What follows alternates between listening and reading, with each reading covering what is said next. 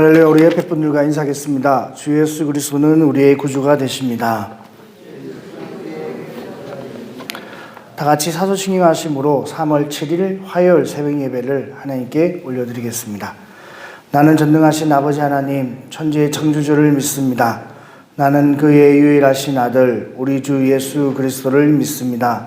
그는 성령으로 잉태되어 동정녀 마리아에게서 나시고 본디오 빌라도에게 고난을 받아 십자가에 못 박혀 죽으시고 장사된 지 사흘 만에 죽은 자 가운데서 다시 살아나셨으며 하늘에 오르시어 전능하신 아버지 하나님 우편에 앉아 계시다가 거기로부터 살아있는 자와 죽은 자를 심판하러 오십니다. 나는 성령을 믿으며 거룩한 공교회와 성도의 교제와 죄를 용서받는 것과 몸의 부활과 영생을 믿습니다. 아멘. 찬송가 218장 찬양 드리겠습니다.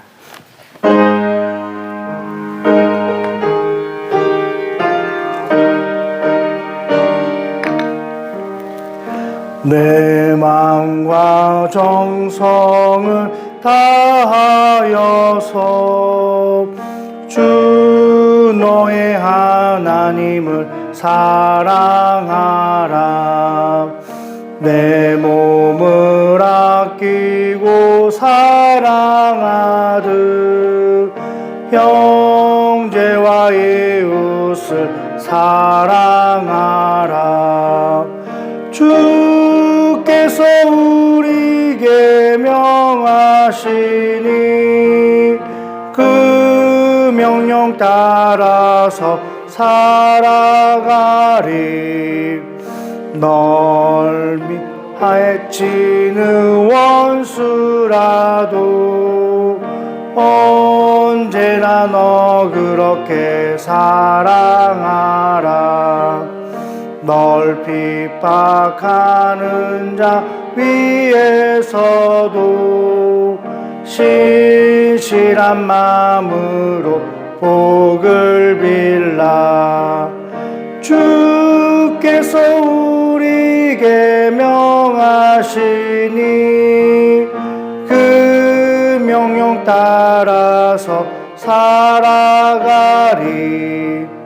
나 항상 주님을 멀리하고 형제를 사랑하지 못하였다.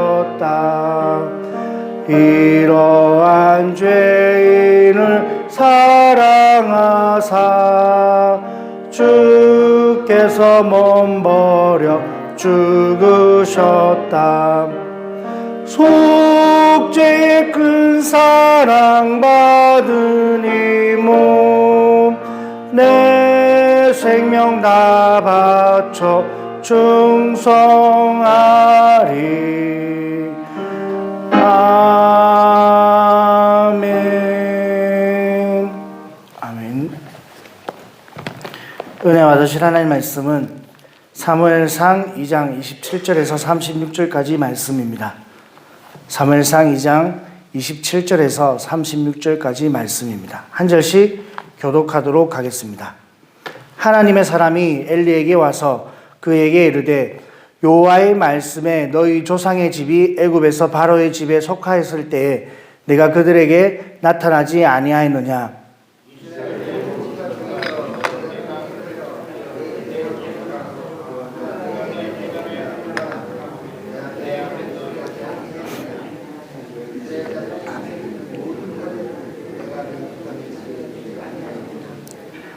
너희는 어찌하여 내가 내 처소에 명령한 내 제물과 예물을 밟으며 내 아들들을 나보다 더 중히 여겨 내 백성 이스라엘이 드리는 가장 좋은 것으로 너희들을 살찌게 하느냐.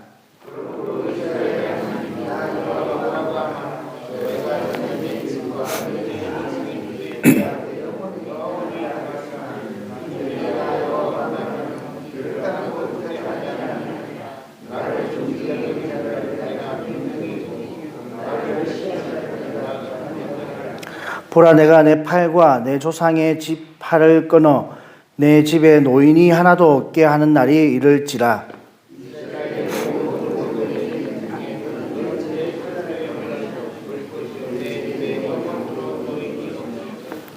내 제단에서 내가 끊어버리지 아니할 내 사람이 내 눈을 세잔하게 하고 내 마음을 슬프게 할 것이요 내 집에서 출산되는 모든 자가 젊어서 죽으리라.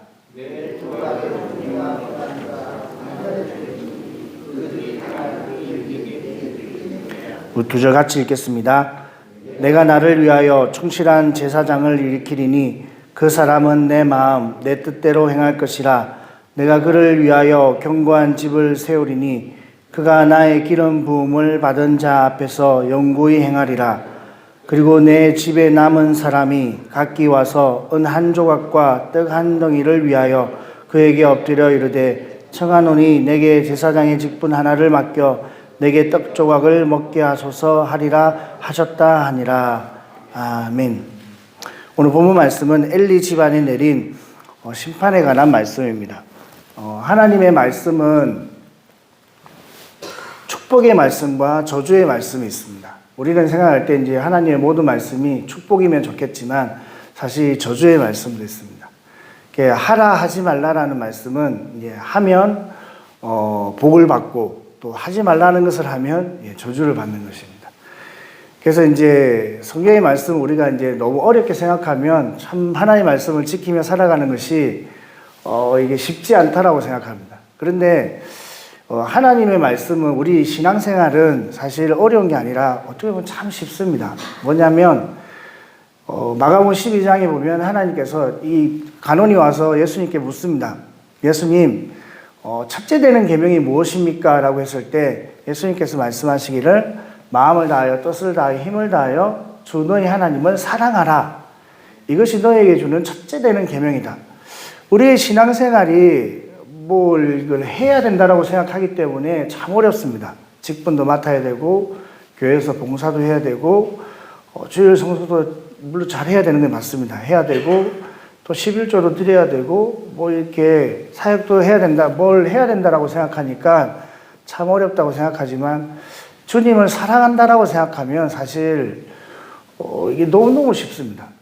나를 구원하고 나를 위해 십자가 지신 그 예수님, 그 예수님을 보내주신 하나님, 그리고 예수님께서 성천하시고 또 우리 안에 들어오셔서 우리에게 하나님을 향해 갈 수 있도록 은혜를 베풀어 주시고 또 무엇을 선택해야 될지, 어떻게 말해야 될지, 어떻게 가야 될지 보혜사가 되셔서 인도해 주시는 그 성령님, 그 하나님과 예수님과 성령님을 사랑하는 것이 신앙생활의 본질입니다.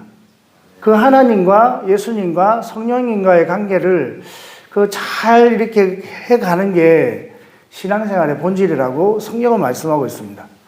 오늘 본문에도 보면 이제 엘리의 제사장 가문이 놓쳤던 것이 있습니다. 그것이 뭐냐? 본질적으로 하나님을 사랑하는 것을 놓쳤습니다. 엘리는 하나님보다 자녀들을 더 사랑했고 이 엘리 제사장의 두 아들은 그냥 자신이 맡은 일이 최고라고 생각했고 또 그 일로 말미암아 높은 지위와 권한을 가지고 교만히 행했고 하나님을 멸시하는 삶을 살았습니다. 결국 자신이 행했던 제사장의 직분이 하나님을 멸시하게 된 도구가 되었을 수단이 될 수 있습니다. 직분을 맡았지만 그 직분을 가지고 하나님을 사랑하지 않고 하나님을 떠나게 되었다는 것입니다. 우리 청년들에게, 우리 청소년들에게 제가 어떤 진로에 대한 이야기를 할 때 그런 이야기를 합니다. 너희가 뭐가 되는 게 꿈이냐? 라고 이제 물어봅니다.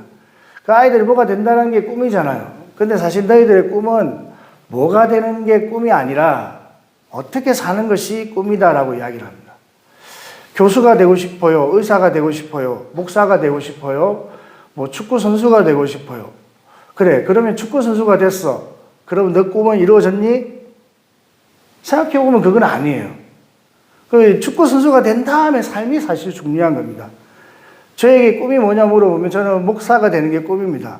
그러면 목사가 된 것이 끝이냐? 아니에요. 저는 목사가 되는 게 꿈이 아니라 하나님을 사랑하는 목사가 되고 싶습니다라고 주님 앞에 고백했습니다. 주님을 사랑하고 싶어서 목사가 되었고 그 목사가 되면 끝이냐? 그게 아니라 하나님을 이렇게 사랑하고 저렇게 사랑하고 참 마음을 다하여 뜻을 다하여 내가 가진 것을 가지고 하나님을 사랑하는 그런 목사가 되고 싶습니다라고 했던 게 제 꿈이었습니다. 누가 물어보지는 않았어요. 누가 가르쳐 주지도 않았어요. 우리 아이들이 의사가 되는 게 꿈이 아니라 의사가 되어서, 그러면 의사가 되어서 뭘 할 거냐? 의사가 되어서 어떻게 살아가느냐가 더 중요한 것입니다. 의사가 되어서 하나님을 사랑하고 하나님을 예배하고 하나님을 경외하는 의사가 되어야 진정한 진짜 꿈이 이루어지는 것이고 하나님이 기뻐하는 의사가 되는 것입니다. 교수가 되어서 그냥 산으로 들로 그냥 놀러만 다닌다면 주일이 되어도 주일인지도 모르고 그러면 안 되는 거잖아요. 사업가가 되었어요. 훌륭한 사업가 되어서 빌딩도 세우고 뭐 교회도 세우고 많이 세웠는데 정작 본인은 바빠가지고 산으로 들러 그냥 비즈니스 한다고 주일 예배도 못 지키면 그것은 좋은 사업가가 아닙니다. 지금 여러분도 마찬가지입니다. 부모님이 되셨고 할아버지가 되셨고 또 권사님, 장로님, 안수집사님 다 되셨잖아요. 근데 그게 다가 아니라는 겁니다. 어떻게 어떤 안수집사, 어떤 장로, 어떤 부모, 어떤 할머니, 할아버지가 되는 게 더 중요한 것입니다. 엘리의 두 제사장, 엘리의 두 아들은 이 어떤 에 대해서 생각을 안 해봤습니다. 그냥 목사가 되면 끝인 줄 알았어요. 제사장 직분을 감당하면 끝인 줄 알았습니다. 그래서 그 뒤에 있는 그 하나님을 경외할 줄 몰랐고 사랑할 줄 몰랐기 때문에 오늘 본문에 이르는 파국에 이르게 되었습니다. 하나님의 말씀은 축복의 말씀 또 저주의 말씀이 있습니다. 근데 하나님 또 그럼에도 너무너무 우리를 사랑하시기 때문에 이 저주의 말씀이 또 영원하지도 않습니다. 가다가 또 하는 거 봐서 이게 사그라지고 물러가고 이게 어느 순간 축복으로 변해 있는 그런 모습을 보게 됩니다. 우리가 잘 알고 있는 창세기에 나오는 야곱의 그 12아들을 축복할 때 하나님이 레위를 이 야곱을 통해서 축복이 아니라 저주를 내립니다. 너희는 흩어지고 뿔뿔이 흩어지고 사라지고 뭐 이런 이제 저주의 저주를 내리는데 이 레위가 나중에는 하나님의 그 지파로 나중에는 어마어마한 복을 받는데 신명기 33장에 가면 하나님의 언약을 감당하는 너희는 복을 받을 것이다 그리고 너희는 자손들이 부할 것이다 라는 이런 축복의 말씀이 왔습니다. 하나님의 저주의 말씀이 당장에는 이게 참 무겁고 가슴 아파도 그걸 계기로 다시 또 주님 앞에 나아가면 얼마든지 하나님 우리를 회복시켜 주시고 복을 다해 주십니다. 근데 오늘 본문에 나오는 이제 엘리 제사장에 대한 이 가문에 내린 심판은 사실 당장에도 이루어졌고 또 서서히도 이루어졌고 결국에는 또 이렇게 이루어지러 가는 것을 보게 됩니다. 오늘 본문에 이제 엘리 제사장에 내린 저주의 말씀을 조금만 살펴보고자 하면 27절에 하나님께서 한 사람, 하나님의 사람, 선지자를 한 명 보내서 엘리 제사장의 가문에 내린 저주를 이야기합니다. 그러면서 27절에 내가 너희를 구원해 주지 않았느냐. 제일 먼저 하나님께서 우리를 상기시키는 게 뭐냐. 내가 너희의 구원자다. 네가 구원받은 백성이다. 내가 너희에게 구원을 베풀어 준 은혜의 하나님이다. 근데 너는 그것을 잊었다라고 우리에게 말합니다. 신앙의 근본이 뭐냐? 결국 하나님의 구원과 그 하나님의 사랑에 대한 반응이잖아요. 근데 그 반응에 대해 너희가 하지 않았다라고 지적하시는 것입니다. 그러면서 28절에 보면 내가 너를 택하여서 제사장의 직분을 삼았다. 어마어마한 축복을 너에게 줬는데 그럼에도 불구하고 네가 하나님에게 사랑하지 않고 하나님의 말씀대로 살지 않았다라고 이야기합니다. 그 이유가 29절에 있습니다. 너희는 어찌하여 내가 내 초세에 명령한 내 제물과 예물을 밟으며 하나님의 예배를 멸시했다라고 이야기했죠. 내 아들들을 나보다 더 중요하며. 그러니까 엘리 제사장은 두 아들들을 하나님보다 더 사랑했던 것입니다. 그러니 눈이 감기고 귀가 감긴 거예요. 봐도 그냥 눈 감아줬고 들어도 눈 감아주다가 결국에는 눈덩이처럼 이제 더 이상 눈을 막을 수 없는 그런 상황에서 이제 하나님의 징계와 심판이 임하게 되었다라고 말씀합니다. 그러면서 이제 30절부터 보면 어떻게 될 것인가에 대한 이야기가 나옵니다. 30절 보면 그러므로 이스라엘 하나님 나 여호와가 말하노라 내가 전에 내 집과 내 조상의 집이 내 앞에 영원히 행하리라 하였으나 그러니까 이 직분을 감당할 것이다. 아론의 직분 가운데 이 대제사장의 직분을 너희가 감당하게 될 것이나 이제 나 여호와가 말하노니 결코 그렇지 아니하리라. 나를 존중히 여기는 자를 내가 존중히 여기고 나를 멸시하는 자를 내가 경멸하리라. 아론의 아들은 이제 엘르아살과 이다말, 새벽부터 이런 이야기하면 헷갈리겠지만 뭐 두 아들이 이렇게 있고 이 두 아들에 의한 제사장 직분이 이렇게 감당이 됩니다. 이해되시죠? 아론의 아들이 한 명이 아니라 두 명이고 이 두 명의 아들이 이렇게 제사장 직분을 감당하게 돼요. 근데 이 엘르아살이라는 직분을 감당하는 그리고 이다말의 자녀로 감당하는 지파, 이 자녀 두 자녀가 대제사장의 직무를 감당을 했습니다. 이 이다말의 후손이 누구냐면 이제 오늘 본문에 나오는 엘리 제사장입니다. 이 엘리 제사장의 자녀 그리고 이제 엘리 제사장의 이게 쭉 내려가면 그 하나님이 이제 이 엘리 제사장의 가문에 그걸 다 이제 없애는 가정들이 성경에 이제 나타납니다. 그 첫 번째로는 이제 오늘 본문에 나타난 33절, 34절. 내 두 아들 홈니와 비나스가 한날에 죽으리니 그 둘이 당할 그 일이 내게 표징이 되리라. 실제 이제 홈니와 비나스는 블레셋과의 전쟁에서 한날에 동시에 죽습니다.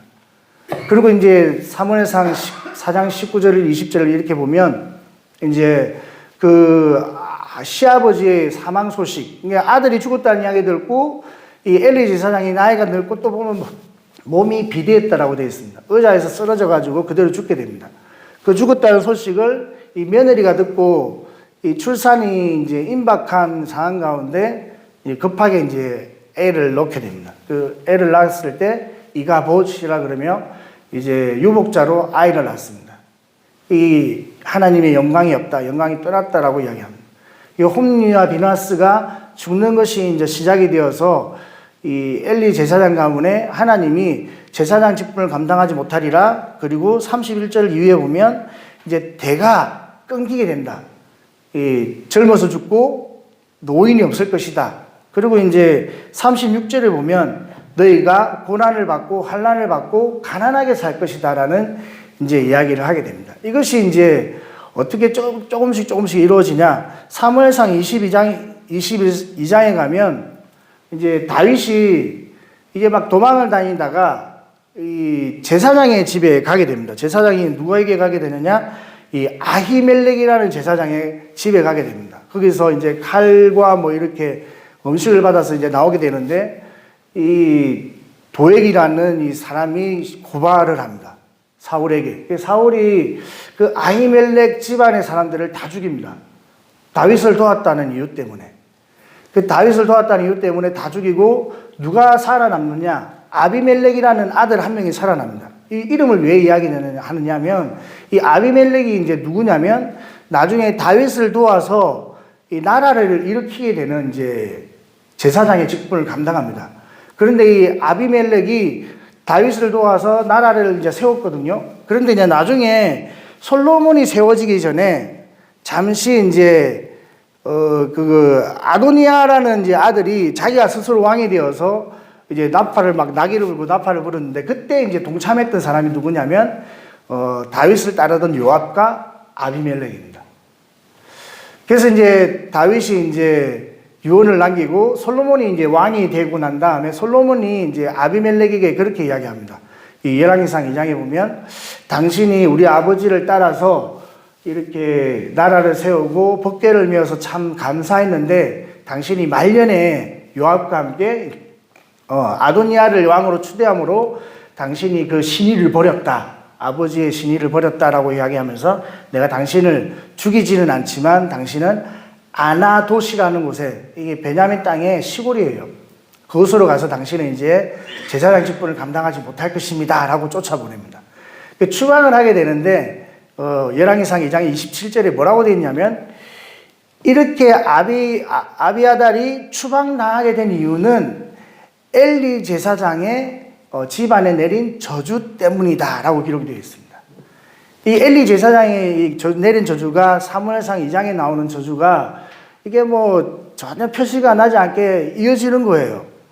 아히멜렉의 사람들이 85명이나 죽고 그 가운데 살아남은 아비아달이 참 다윗을 쫓아서 다 이렇게 잘했는데 결국에는 또 쫓겨나가게 되는, 우리가 전혀 모르는 그런 가운데 하나님의 그 언약의 말씀, 저주의 말씀은 계속해서 역사를 하고 이루어지는 거예요.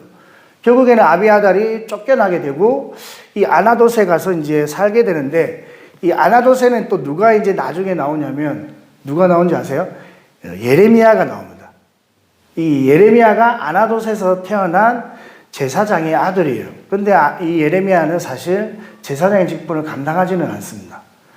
하나님의 말씀이, 언약의 말씀이 이어지고 계속해서 이루어지고, 또 이제 아론의 아들 가운데 이다말의 계보가 있다면 이 아비멜렉의 계보, 이 계보에서는 이제 누가 나오냐면 우리가 잘 알고 있는 비느하스가 나옵니다. 이 비느하스는 민수기 25장에 그 족장 한 명이 이게 그 자기 회중에서 간음을 행할 때 이 창으로 찔러 죽이면서 하나님의 질투하심으로 그 연병을 거치게 했던 인물이었습니다. 그때 하나님께서 이 비느하스에게 너희 집안에 내가 영원한 제사장의 언약을 주겠다라고 약속을 했는데, 그 후손이 이제 사독이고 우리가 잘 알고 있는 이제 나중에 이런 봐야 되겠습니다. 에스라가 그 계보로 있습니다.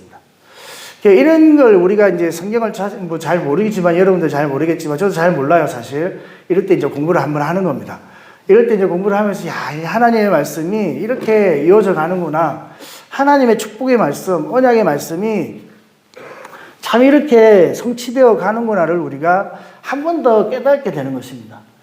여러분, 하나님의 말씀을 그냥 내게 들리는 좋은 말로만 생각해서는 안 되는 것이, 하나님의 축복의 말씀이 영원히 우리의 삶을 인도하실 것이다라는 믿음이 있어야 되는 것입니다.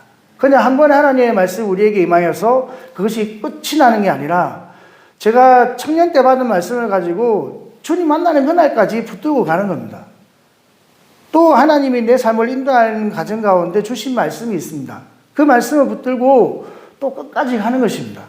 또 어느 날 하나님이 기도하는 가운데 주신 말씀이 그냥 그때로 끝나는 말씀이 아니라 그 말씀이 또 영원한 나의 말씀이 되어서 붙들고 가는 것입니다. 우리는 1년에 한 번씩은 말씀을 받잖아요. 말씀이 카드 딱 뽑으면 그게 뭐 올해 주신 하나님의 말씀이라 우리가 뭐 이게 뭐 다른 사람도 이상하게 보기도 하지만, 어쨌든 뭐 우리가 은혜로 감사하게 받으면 모든 말씀이 다 우리의 말씀이지만, 또 그 가운데 하나님이 이렇게 뭔가 이렇게 뽑은 말씀, 주신 말씀이라 믿고 또 그 말씀을 또 의지하고 가면 그게 여러분에게 언약의 말씀이 되고, 그 말씀이 여러분 삶을 인도하는 복을 주는 말씀이 되게 되는 겁니다. 내게 주시는 1년에 주시는 축복의 말씀에는 저주의 말이 하나도 없습니다. 얼마나 감사해요. 감사하지 않습니까? 사실 옛날에는 그게 이상한 말씀들이 있었어요. 뭐 간음하지 말라 뭐 이런 말씀도 있어가지고 그걸 뽑은 사람들이 시험에 들어서 교회를 나가기도 했습니다. 그래서 어떤 교회에서는, 제가 섬기는 있는 교회에서는 말씀을 다 골라가지고 축복의 말씀만 적어요. 그리고 뽑게 합니다. 얼마나 좋은지 몰라요. 하나님 우리에게 복을 주기 위해서 얼마나 이렇게 애를 쓰시는지, 목사도 애를 쓰고 교회도 애를 씁니다. 하나님도 애를 쓰셔요. 그런데 우리는 이 언약의 말씀을 너무 가볍게 여깁니다. 하나님의 말씀을 그냥 귀에 거는 귀고리로, 목에 거는 목걸이 정도로 생각해요. 어떤 때는 귀에 걸었다가, 어떤 때는 코에 걸었다가, 어떤 때는 귀에 걸었다가, 어떤 때는 팔목에 걸었다가, 그냥 때에 맞춰서 그냥 갈아입는 옷처럼 생각하기 하는 분들이 너무너무 많습니다. 그런데 언약의 말씀은 영원하고, 하나님의 말씀은 1.1핵도, 주님 오시는 그날까지 1.1핵도 변함이 없고 성취될 것이다라고 우리에게 말씀합니다. 그렇다면 언약의 말씀이, 축복의 말씀이 있고 저주의 말씀이 있다면 우리가 어떤 마음으로 신앙생활을 해야 되느냐? 엘리 대사장의 두 아들이 놓쳤던 것처럼 정말 신앙의 본질이 무엇이고, 하나님을 사랑하되 마음을 다하고 뜻을 다하고 힘을 다하면 1000배까지 복을 주리라. 아멘. 이런 말씀을 붙잡고 우리 가정은 하나님을 사랑하기를 하나님 원합니다. 하나님, 우리 가문이 하나님을 사랑해서 대대로 복을 받는 가정이 되기를 소망합니다라는 그런 믿음으로 그런 말씀 붙잡고 살아가시라 이 말입니다. 그냥 10계명은 대표적인 계명이고 우리는 10계명 그러면 10계명 그러면 다들 그냥 어떻게 말씀을 다 지키고 살아가느냐부터 생각해요. 이게 사탄이 주는 생각입니다. 하나님 말씀을 지키지 않으면 뭐 복을 받지 말라는 거예요. 그런 게 아니에요. 야, 하나님이 우리에게 이 300 몇 가지 복을 이 계명을 주셨는데 딱 추려가지고 10가지만 주셨으니 얼마나 감사합니까? 그렇지 않나요? 10가지만 주셨고 또 10가지 계명을 살펴보면 이게 마음만 먹으면 지킬 수 있어요. 생각해 보십시오. 마음만 먹으면 하나님만 사랑하래. 할 수 있습니다. 하나님만 사랑하겠습니다. 우상에게 절하지 않겠습니다. 이게 망령되이 하나님을 귀중하게 여기고 하나님의 이름을 내가 망령되게 막 함부로 말하지 않겠습니다. 주일 성수 내가 할 수만 있다면 정말 주일 성수는 무조건 하겠습니다. 부모를 공경하는 거? 아니, 다른 부모 공경하는 것도 아니고 나를 낳아주고 나를 사랑한 부모님 그 공경하는 게 뭐가 힘듭니까? 물론 그렇지 못한 부모님도 계시긴 해요. 제가 보니까 그런 부모님들이 계시더라고요. 그럼에도 불구하고 남의 부모님도 아니고 그냥 내 부모님 공경하라는 것은 그나마 할 수 있는 겁니다. 살인하지 말고 간음하지 말고 이것도 마음만 먹으면 할 수 있습니다. 거짓말을 하는 건 조금 힘들지만 그래도 마음만 먹으면 할 수 있습니다. 남의 물건 훔치는 게 더 힘들어요. 제가 훔쳐봤거든요. 이 남의 물건을 많이 훔쳐봤습니다. 그런데 훔칠 때마다 초바초바하고 막 그냥 가슴이 이게 막 콩닥콩닥 뛰고 죽을 것 같아요. 그래도 재미로 훔쳤습니다. 죄송하지만 재미로 훔치는 거예요. 근데 과거는 묻지 마시고, 네. 어쨌든 훔치는 게 더 힘듭니다. 안 훔치고 사는 게 더 쉬워요. 간음하지 말라. 아니 여러분, 아무나 지나가는 여인들에게 간음하라 그러면 그게 쉽습니까? 그게 더 어려운 거예요. 예. 이게 말씀을 이게 참 색안경을 껴서 봐서 그렇지, 하나님의 말씀은 무거운 것도 아니고, 멀리 있는 것도 아니고, 우리가 마음만 먹으면 지킬 수 있다라고 성경은 말씀하고 있습니다. 성경 한 구절 읽어드리고 말씀을 마무리하려고 합니다. 신명기 30장 11절 이후에 있는 말씀입니다. 제가 읽어드릴게요. 내가 오늘 내게 명령한 이 명령은 내게 어려운 것도 아니요 먼 것도 아니라. 하나님 우리에게 말씀한 명령은 먼 것도 아니고 어려운 것도 아니다. 이게 성경의 말씀입니다. 우리에게 주신 말씀은 하나님이 지킬 수 없는 말씀을 주시지 않아요. 여러분, 부모가 자녀에게 뭔가를 지시할 때, 뭔가를 부탁할 때 지킬 수 없는 걸 지키라고 가르치는 부모가 없습니다. 여러분 자녀에게 할 수 없는 걸 이야기하시나요? 그러면 부모가 아니에요. 생각해 보십시오. 여러분 자녀에게 못하는 걸, 다리가 없는 자녀에게 야, 너 두 발로 뛰어봐, 이러는 부모가 부모예요? 아닙니다. 하나님 우리에게 말씀하신 명령은 지킬 수 없는 말씀이 아니에요. 지킬 수 있다. 이 명령한 것은 내게 어려운 것도 아니요 먼 것도 아니다. 멀리 있어서 멀린 게 아니다. 하늘에 있는 것이 아니니 내가 이르기를 누가 우리를 위하여 하늘에 올라가서 그 명령을 우리에게로 가지고 와서 우리에게 들려 행하라 할 것이야. 하나님의 말씀이 하늘에 있어가지고 멀리 있어가지고 그걸 가져와야 지킬 수 있는 말씀이냐? 아니다 라고 이야기하는 거예요. 13절, 이것이 바다 밖에 있는 것이 아니니 내가 이르기를 누가 우리를 위하여 바다를 건너가서 이 명령을 우리에게로 가지고 와서 우리에게 들려 행하게 하랴 할 것도 아니라. 바다 멀리 있어서 그것을 가져와야 행할 수 있는 말씀이 아니다라는 거예요. 오직 그 말씀이 내게 매우 가까운 정도가 아니라 그냥 매우 가까운 거예요. 어디에 있느냐? 내 입에 있고 내 마음에 있음즉 내가 이를 행할 수 있느니라. 아멘. 내 입에 있고 내 마음에, 이게 무슨 말이냐면 마음만 먹으면 할 수 있다는 거예요. 마음만 먹으면. 그냥 조금만 생각하면 할 수 있는 거예요. 마음만 조금만 먹으면 할 수 있는 거예요. 근데 구약은 할 수 없다 치더라도 신약에는 할 수 있잖아요. 할 수 있도록 보혜사 성령이 우리에게 주신 거예요. 생명의 성령의 법이 죄와 사망의 법을 이기고 율법에 연약한 것을, 우리 육신이 연약할 수 없는 그것을 성령 하나님이 할 수 있게 해주신다라고 말씀하셨습니다. 성령을 주셨어요. 그리고 15절에 이렇게 말씀합니다. 보라, 내가 오늘 생명과 복과 사망과 화를 내 앞에 두었나니. 생명과 복과 축복의 말씀이에요. 사망과 화를 저주의 말씀입니다. 너 앞에 두었다. 우리에게는 하나님의 축복의 말씀이, 이 언약의 말씀이 두 개입니다. 복과 화. 16절 곧 내가 오늘 내게 명령하여 내 하나님 여호와를 사랑하고 그 모든 길로 행하며 그의 명령과 규례와 법도를 지키라 하는 것이라. 그리하면 내가 생존하며 번성할 것이요 또 내 하나님 여호와께서 내가 가서 차지할 땅에서 내게 복을 주실 것임이라. 그러나 내가 만일 마음을 돌이켜 듣지 아니하고 유혹을 받아 다른 신에게 절하고 그를 섬기면 내가 오늘 너희에게 선언하노니 너희가 반드시 망할 것이라. 너희가 요단을 건너가서 차지할 땅에서 너희의 날이 길지 못할 것이라. 내가 오늘 하늘과 땅을 불러 너희에게 증거를 삼노라. 내가 생명과 사망과 복과 저주를 내 앞에 두었은즉 너와 내 자손이 살기 위하여 뭐를 택하라? 생명을 택하고 내 하나님 여호와를 사랑하고 그 말씀을 청종하며 또 그를 의지하라. 그는 내 생명이요 내 장수시니 여호와께서 내 조상 아브라함과 이삭과 야곱에게 주리라고 맹세하신 땅에 내가 거주하리라. 아멘. 우리 하나님은 우리의 생명이시고 장수시고 복이 되십니다. 그 하나님을 사랑하면 천대까지 이르러 내가 복을 받을 것이라.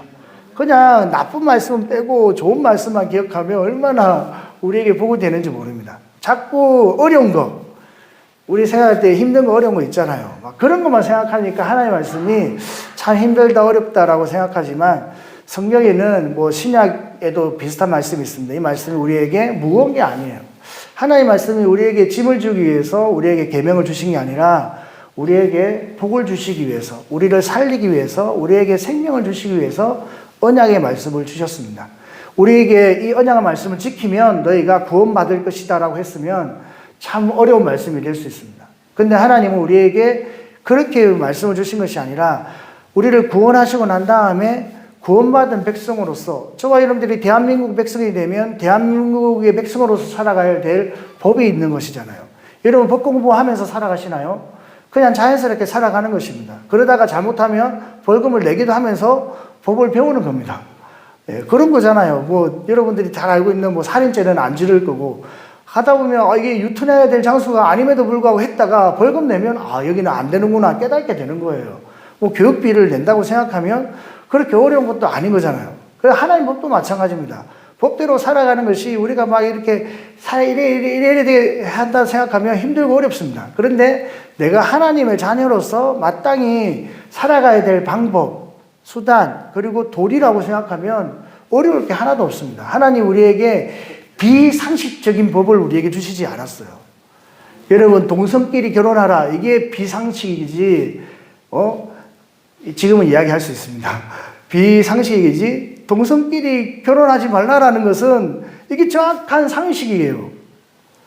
여러분 동성끼리 결혼하라 그러면 여러분 미치는 겁니다. 그렇지 않겠어요? 근데 하나님이 그런 법을 우리에게 주시지 않았다는 거예요. 근데 자꾸 우리는 어렵고 무거운 것만 생각하니까 부정적으로 생각하니까 하나님의 말씀을 다 지키며 살아가는 불가능하다 하지만 하나님 우리에게 주신 계명은 무거운 것도 아니고 먼 것도 아니다.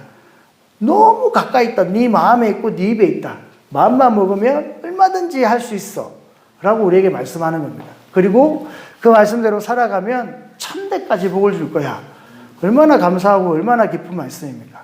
그래서 언약의 말씀은 이 엘리 가문에 통하여 참 서서히 뭐 나중에도 다 살펴보겠지만 이렇게 하나님의 말씀이 성취되어지고 또 이루어진다는 것을 우리가 엘리 가문의 이야기를 통해서 한 번 더 깨닫게 되면서 하나님의 말씀 우리가 참 귀하게 여기고 또 올해 받은 말씀 우리가 한 번 더 상고하고 하나님 내가 이 말씀대로 올해 복을 받기를 원합니다. 내가 이 말씀대로 믿음을 가지겠습니다. 이 말씀이 나에게 푯다가 되기를 소망합니다라고 우리가 한 말씀이라도 붙들고 살아가면 그 말씀이 우리에게 복이 되고 능력이 되고 또 소망이 될 줄 믿습니다. 이 새벽에도 주님의 말씀을 언약의 말씀을 사모하고 사랑하며 살아가는 한 주간 되시기를 하루가 되시기를 주님의 이름으로 축복합니다.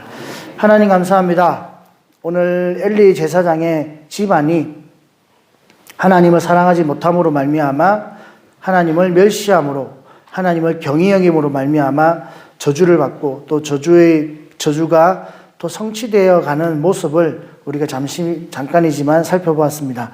하나님의 말씀은 복과 화의 말씀이 있다고 말씀하셨습니다. 생명과 복과 사망과 화를 우리 앞에 두었으니 하나님께서는 우리에게 살기 위하여 생명을 택하라라고 말씀하셨사오니 하나님 우리가 생명의 말씀을 취하게 하시고 또 그 말씀을 따라 살아갈 수 있도록 은혜 베풀어 주시옵소서. 하나님 우리에게 성령을 주셔서 말씀을 따라 살아갈 힘을 주시고 또 깨우쳐 주시고 깨닫게 하시기에 하신 하나님 참으로 감사를 드립니다. 우리가 안 된다, 못한다, 어렵다라고 부정적으로 고백하는 것이 아니라 할 수 있다라고 고백하게 하시고 또 하나님의 인도하심을 사모하며 받기를 우리가 고백하며 하나님의 말씀을 따라 나아갈 수 있도록 주님 은혜 베풀어 주시옵소서. 감사드렸고 예수님의 이름으로 기도드리옵나이다. 아멘. 하늘에 계신 우리 아버지, 아버지의 이름을 거룩하게 하시며 아버지의 나라가 오게 하시며 아버지의 뜻이 하늘에서와 같이 땅에서도 이루어지게 하소서. 오늘 우리에게 일용할 양식을 주시고 우리가 우리에게 잘못한 사람을 용서하여 준 것 같이 우리 죄를 용서하여 주시고 우리를 시험에 빠지지 않게 하시고 악에서 구하소서. 나라와 권능과 영광이 영원히 아버지의 것입니다. 아멘.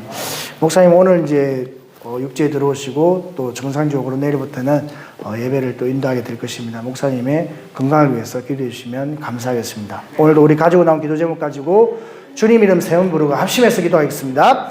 주여 주여 주여 할렐루야. 좋으시라